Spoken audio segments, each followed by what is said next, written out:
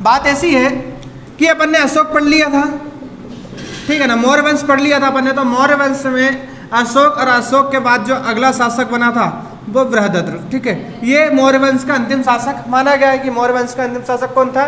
बृहदद्र था, ठीक है ना। फिर अपन ने देखा था कि बृहदद्र के समय ही पुष्यमित्र शुंग का आक्रमण हुआ था और मगध में एक नए वंश यानी शुंग वंश का शुंग वंश, ठीक है ना, मगध में एक नए वंश का शासन हो गया था, शुंग वंश, जिसका संस्थापक कौन था? पुष्यमित्र शुंग। पुष्यमित्र शुंग जो था वो शुंग वंश का संस्थापक था और पुष्यमित्र शुंग जो है एक योग्य शासक था, ठीक है। योग्य शासक इसलिए बोलते हैं इसको अपन क्योंकि इसके कामों से अब देखते ना अपन कि कोई व्यक्ति एक योग्य विद्यार्थी है कि नहीं पता लग जाता है। भाई आज इसको याद है तो योग्य विद्यार्थी, एक योग्य टीचर है कि नहीं, समझाते आ रहा है उसको व्यवस्थित तरीके से, योग्य टीचर है, एक योग्य शासक है कि नहीं, तो इसके कामों से पता लग जाता है कि योग्य शासक था कि नहीं। कैसे कि पुष्यमित्र शुंग जब मगध पे शुंग वंश की स्थापना की तो इसने अश्वमेध यज्ञ करवाया। कौन सा मेघ करवाया? अश्वमेध, ठीक है, अश्वमेध यज्ञ करवाया। देखो जब अपन सभ्यताएं पढ़ते हैं, वैदिक सभ्यताएं पढ़ते हैं, तब अपने को कितने प्रकार से यज्ञ होते हैं उनका अपने को वर्णन मिलता है। कैसे कि एक यज्ञ होता है जिसको अपन बोलते हैं कि भाई वाजपेयी यज्ञ बोलते हैं। कौन से यज्ञ बोलते हैं? वाजपेयी यज्ञ बोलते हैं, ठीक है ना। ऐसा माना जाता है कि राजाओं की जो घुड़दौड़ होती है, घुड़दौड़ बोलते हैं ना, मतलब रथ यात्रा होती है, ठीक है ना, मगर जीतेगा कौन इसमें? हमेशा राजा जीतता था, ठीक है ना। अश्वमेध यज्ञ बोलते हैं अपन, ठीक है, अश्वमेध यज्ञ। अश्वमेध यज्ञ का मतलब ये होता है कि राजा जो है पूजा करवाता है अपने राज्य में और चारों दिशाओं में, ठीक है ना, चारों दिशाओं में घोड़े छोड़ता है, एक घोड़ा इधर, एक घोड़ा इधर, एक घोड़ा इधर, एक घोड़ा इधर, ठीक है ना, चारों दिशाओं में घोड़ा छोड़ेगा वो। और ये घोड़े जहां तक जाएंगे, जिस राज्य की सीमा तक या अपने क्षेत्र का विस्तार करेंगे, जहां तक ये घोड़े जाएंगे वो पूरा का पूरा राज्य किसका हो जाएगा? जो व्यक्ति अश्वमेध यज्ञ करवाएगा उसका। यदि कोई व्यक्ति ये घोड़े को पकड़ लेता है तो दोनों के आमना सामना होगा, यानी कि युद्ध होगा। और कोई नहीं पकड़ता है, किसी अन्य राज्य में जाता है और नहीं पकड़ता है, तो ऐसा माना जाता है कि उस राजा ने शरणागत ले ली है पुष्यमित्र शुंग की, ठीक है ना। तो पुष्यमित्र शुंग ने कौन सा यज्ञ करवाया था? अश्वमेध यज्ञ करवाया था। अश्वमेध यज्ञ का मतलब अपने को पता लग गया है कि इसमें घोड़े की पूजा करके चारों दिशा में घोड़े छोड़ते हैं, घोड़े जहां तक जाएंगे वो पूरा क्षेत्र अपना, ठीक है ना। किसी ने अगर घोड़े को रोक लिया, पकड़ लिया तो वो फिर युद्ध होता। जैसे कि रामायण सबने देखी है, रामायण में अपन देखते हैं कि भगवान श्री राम जो अश्वमेध यज्ञ करवाते हैं लव कुश पकड़ लेते हैं। उन्होंने कहा अब तो राम का मंजा सोता ही है, उनको पता नहीं ना पिताजी हैं। उन्होंने कहा हमको किससे मिलना? उन्हें राम से ही मिलना है।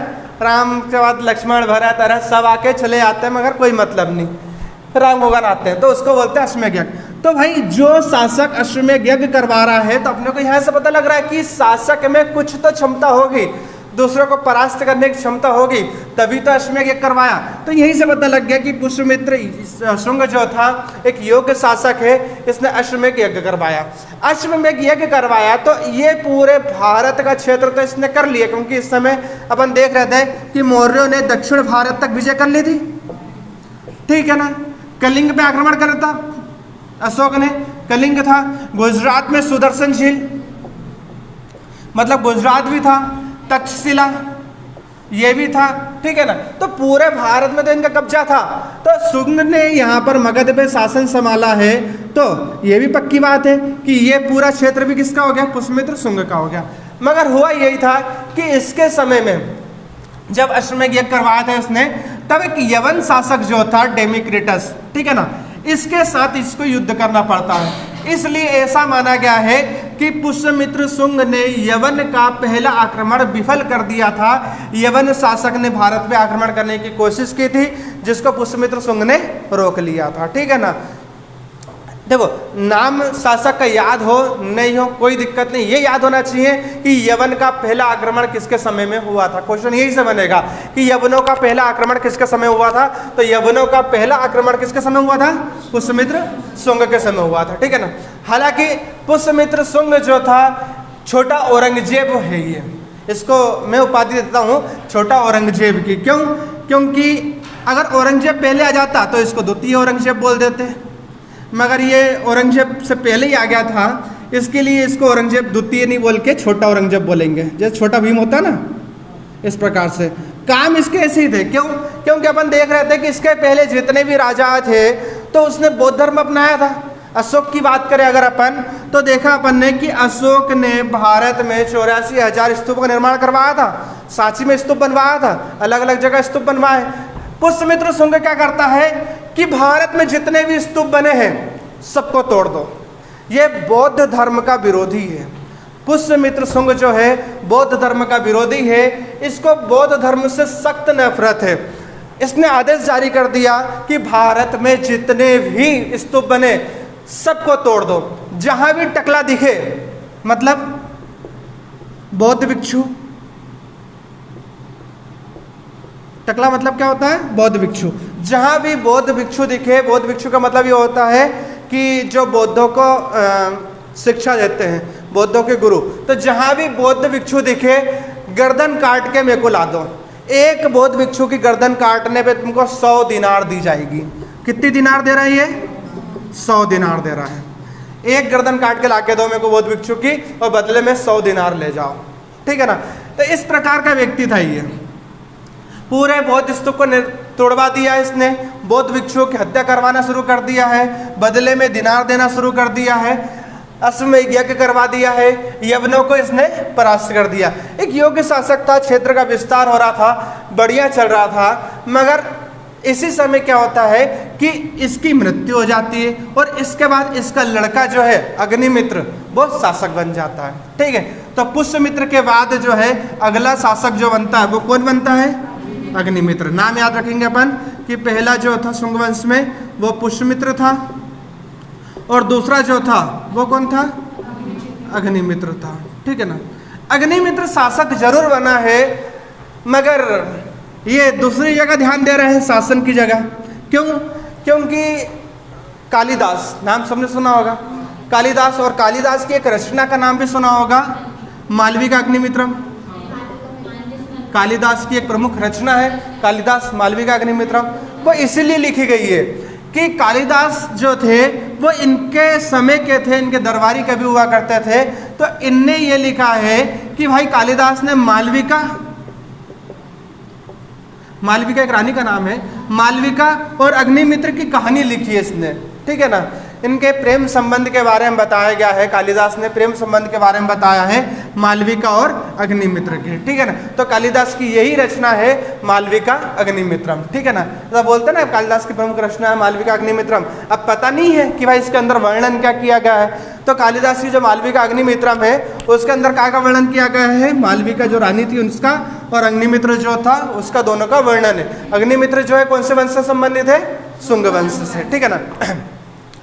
तो अग्निमित्र जो था इसको पूरा का पूरा राजभार दे दिया है, पूरा संभालने के लिए पूरा क्षेत्र मिल गया है, मगर ये और कहीं परेशान है, पढ़ाई पे ध्यान नहीं दे रहा है, चल ही नहीं रहा है। ठीक है ना? तो एक ये अयोग्य शासक घोषित हो गया।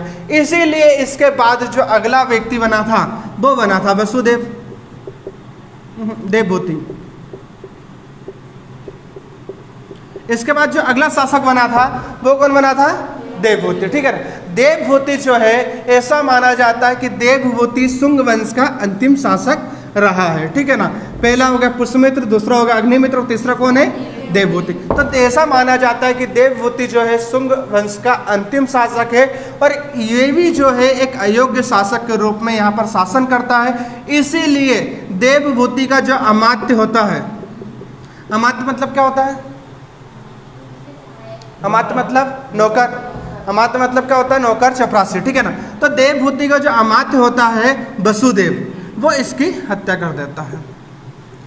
वसुदेव जो है वो इसकी हत्या कर देता है, और अब यहाँ पर एक नए वंश की, कर्ण वंश की स्थापना करता है।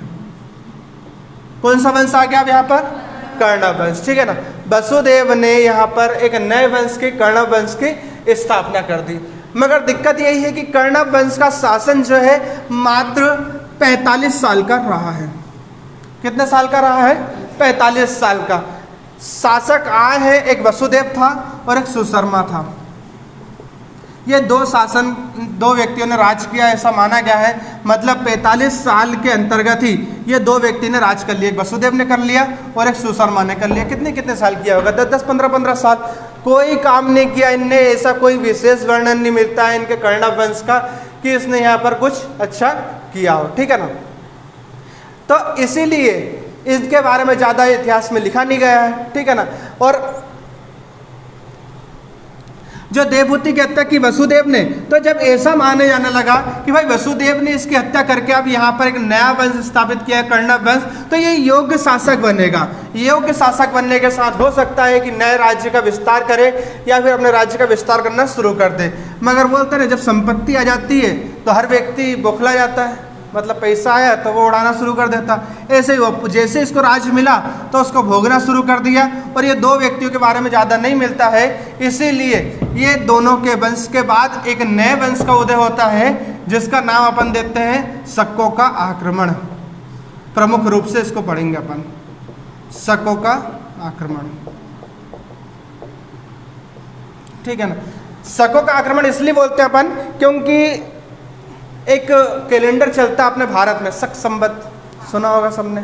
एक विक्रम संवत चलता है, राजा विक्रमादित्य ने शुरू किया था, उज्जैन का शासक। एक शक संवत चलता है और एक अपना जो अंग्रेजी कैलेंडर चलता है, ठीक है ना। तो अब अपन पढ़ेंगे शकों का आक्रमण। तो शक जो थे वो रहने वाले कहाँ के थे? भारत के तो नहीं थे। कहीं कहीं ऐसा मिलता है अपने को, जो अलग अलग बुक पढ़ते हैं अपन, तब ऐसा बोलते हैं कि भाई जो शक थे, कुजुल कटविशेष जो था वो सुशर्मा मतलब कर्णव वंश के ही नौकर चाकर हुआ करते थे। मगर ये गलत है, ये सही नहीं है। हुआ ये था कि इस समय जो है 30 ईसा पूर्व की बात है ये, ठीक है ना। सन पे फोकस मत करना अभी। 30 ईसा पूर्व की बात है कि इस समय चीन की दीवार बन रही है, जो सबसे बड़ी दीवार है ना चीन की। इस समय चीन की सबसे बड़ी दीवार जो है वो चीन की दीवार का निर्माण हो रहा है। और यहाँ पर ऊंची जाति और नीची जाति रहती है। जाति का नाम है, जैसे कि अपनी है ना, अपन गो समाज के हैं, कुड़मी समाज के, ऐसा बोलते हैं, अलग अलग जाति के लोग रहते हैं। तो यहाँ पर यूजी जाति और निजी जाति रहती है। यूजी जाति एक जाति है, तो एक यूजी जाति रहती है चीन में पट्टे से। पट्टे से मतलब जो गरीब लोग रहते हैं ना, देखा होगा नेहर पट्टी में घनसार रहते हैं, ठीक है ना। तो हाँ, इस प्रकार से पट्टे से रहते थे। ये हकीकत कहानी बता रहा हूँ मैं इतिहास की।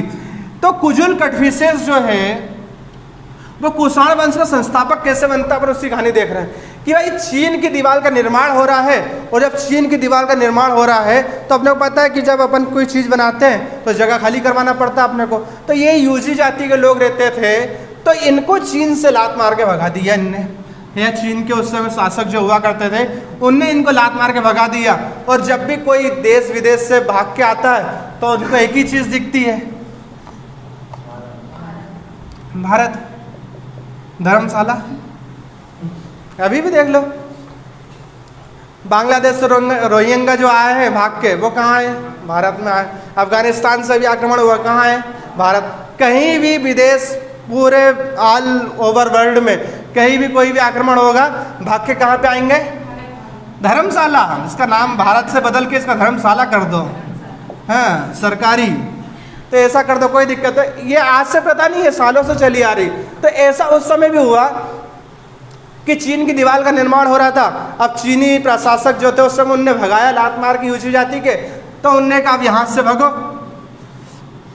कहाँ गए? भारत। भारत में इनने आके देखा कि भैया यहाँ के शासक जो हैं उनका तो कोई मतलब ही नहीं भारत के लोगों से, थोड़े से अपने उसमें लिप्त ही है, तो बस अपना सुबह हो रही शाम हो रही इतने में ख़त्म हो गया। तो कुजुल कटफिसेस जो था, इसको बोलते हैं अपन कुषाण वंश का संस्थापक, ठीक है ना।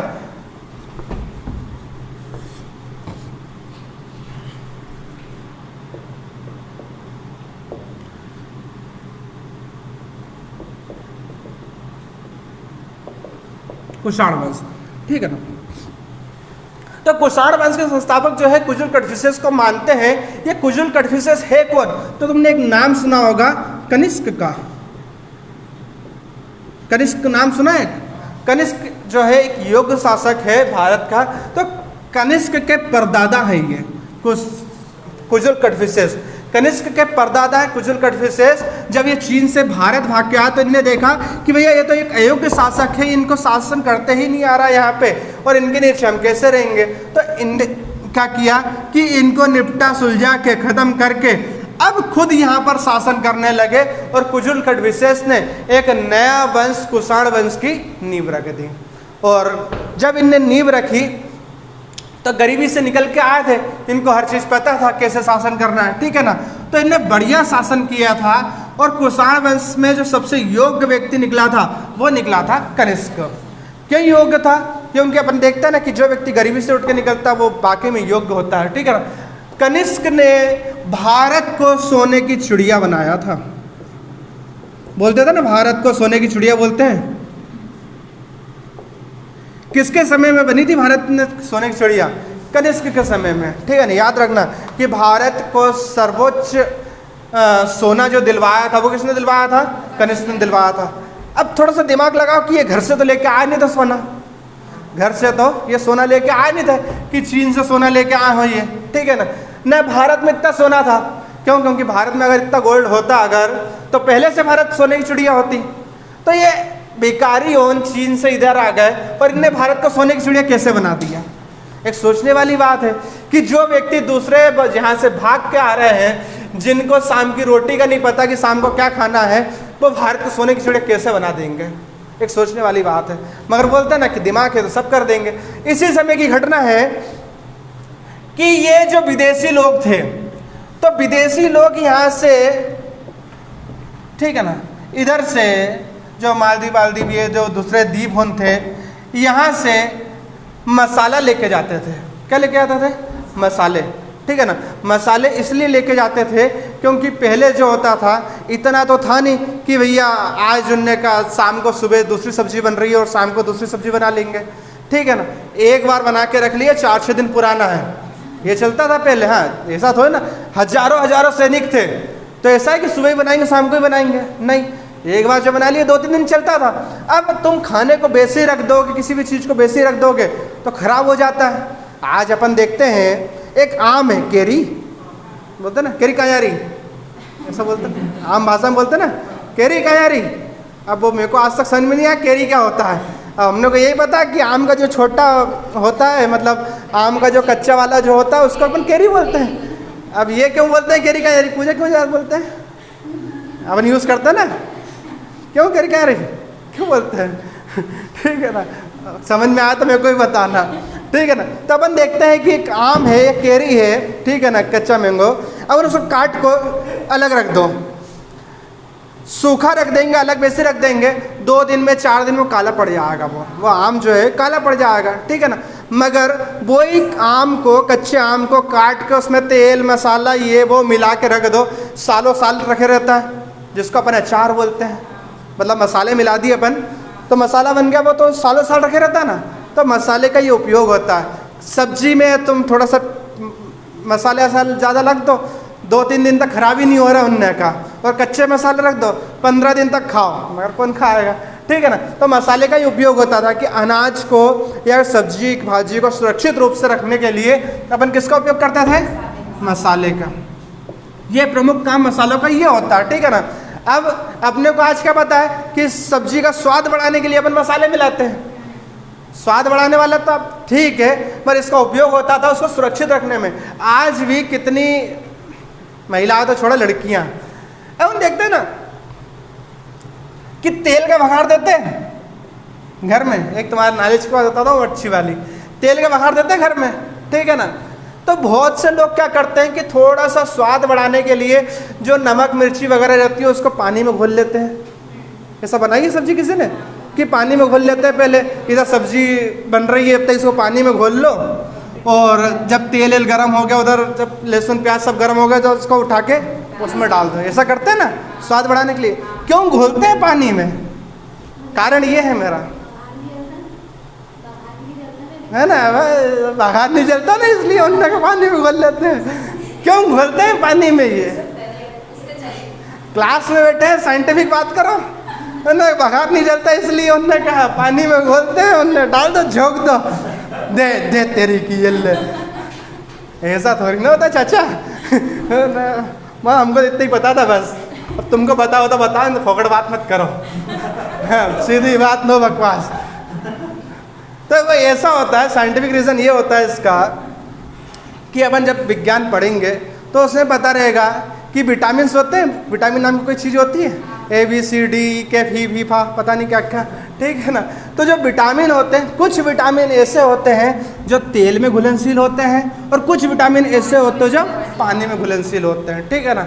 तो जो मसाले जो होते हैं उसमें विटामिन पाए जाते हैं जो पानी के साथ क्रिया करके उसका टेस्ट बढ़ा देते हैं। इसीलिए अपन जो मसाले वो काहे में घोलते हैं, पानी में, उनका स्वाद बढ़ाने के लिए, क्योंकि वो पानी के साथ घुलनशील होते हैं। जब साइंस पढ़ेंगे पता लगेगा कि कुछ विटामिन तेल के साथ, वसा के साथ क्रिया करते हैं और कुछ विटामिन पानी के साथ क्रिया करते हैं। तो इसीलिए अपन उनको पानी में घोलते हैं कि वो स्वाद उसका बढ़ा दे। अब ये मत बोलना कि मासा पानी इसलिए घोलते हैं बघार नहीं चले, हाँ। कुछ भी, चलो अच्छा है, ठीक है। तो बात उसी समय की है कि ये विदेशी लोग जो है इधर से मसाले लेके जाते थे। अब दिक्कत ये थी कि उस समय समुद्री मार्ग की खोज हुई नहीं थी, समुद्री मार्ग था नहीं, क्योंकि समुद्री मार्ग की खोज तो 1498 में हुई कि वास्को डी गामा के करेगा, ठीक है ना। तो अभी समुद्री मार्ग की खोज हुई नहीं थी, सिर्फ एक रास्ता यही था, भारत से निकल के जाओगे, ठीक है ना। तो अब कनिष्क बोलता, बोले कि चाचा बात ऐसी है कि ये क्षेत्र पूरा हमारा है, ठीक है, और अगर तुम हमारे क्षेत्र से निकल के जाओगे, मसाले लेके जाओगे, तो शर्त ये है कि अगर तुम 1 किलो मसाला लेके जा रहे हो तो बदले में 1 किलो सोना देना पड़ेगा। 1 किलो मसाला अगर लेके जा रहा हो तो बदले में क्या देना पड़ेगा, 1 किलो सोना। उस समय गोल्ड की वैल्यू थी नहीं, उस समय मसाले की वैल्यू ज़्यादा थी, क्योंकि गोल्ड उस समय बहुत सस्ता था, आज गोल्ड की वैल्यू बहुत ज़्यादा है, ठीक है ना। तो इनने कनिष्क ने ये बोल दिया, बोले चाचा बात ऐसी है कि अगर तुम यहाँ से सामान लेके जाओगे तो जितना तुम वस्तु लेके जा रहे हो उतने ही बदले में तुमको सोना देना पड़ेगा, ठीक है। अब जो व्यक्ति व्यापारी यहाँ से मसाले लेके जा रहा था उतना गोल्ड यहाँ पे दे के जा रहा था, ठीक है ना, भारत में। और ऐसे ही करके चोर ने भारत को क्या बना दिया, सोने की चिड़िया। इतना सोना ले लिया विदेशों से कि भारत को सोने की चिड़िया बोल दिया, इतना सोना। कनिष्क ने सबसे पहले, इतिहास में सबसे पहले कनिष्क ने अपने राज्य में शुद्ध सोने के सिक्के चलाए हैं। सबसे शुद्ध सोने के सिक्के अगर किसी ने चलाए हैं तो किसने चलाए हैं, कनिष्क ने। इतना सोना इकट्ठा कर लिया था कि सोने के सिक्के चल रहे हैं। अब अगर सोने के सिक्के चल जाए तो क्या ही करो, बेचो ही नहीं, गला गला के। और ये हकीकत बात है कि एक कहानी सुनाऊंगा कई फुर्सत में, मुकेश अंबानी के पिताजी की, ठीक है। तो शुद्ध सोने के सिक्के इतिहास में सबसे पहले किसने चला दिए हैं, कनिष्क ने, ठीक है। तो अब अपने को देखने को मिल रहा है कि एक जो व्यक्ति और कहीं से भाग के भारत में आए थे वो इतना ताकतवर बन गया, भारत में आके राज कर लिया है, भारत में सोने की चिड़िया बना दी, इतना सोना इकट्ठा कर लिया है और शुद्ध सोने के सिक्के चला दिए उसने। ये सब आया कहाँ से, तो अपने को पता लग गया कहाँ से आया था, विदेशों से इकट्ठा किया इसने, ठीक है ना। साथ में इसने क्या किया कि कनिष्क ने अपने वंश के नाम पे शक संबंध, क्योंकि इनको शक बोलते हैं, यहीं से जो चैप्टर की स्टार्टिंग होती है ना तो इसको यही बोलते हैं शकों का आक्रमण, ठीक है ना। तो शक संबंध चला दिया, एक कैलेंडर है शक संबंध, ठीक है ना। तो इसने कनिष्क ने अपने नाम से क्या चला दिया, शक संबंध चला दिया।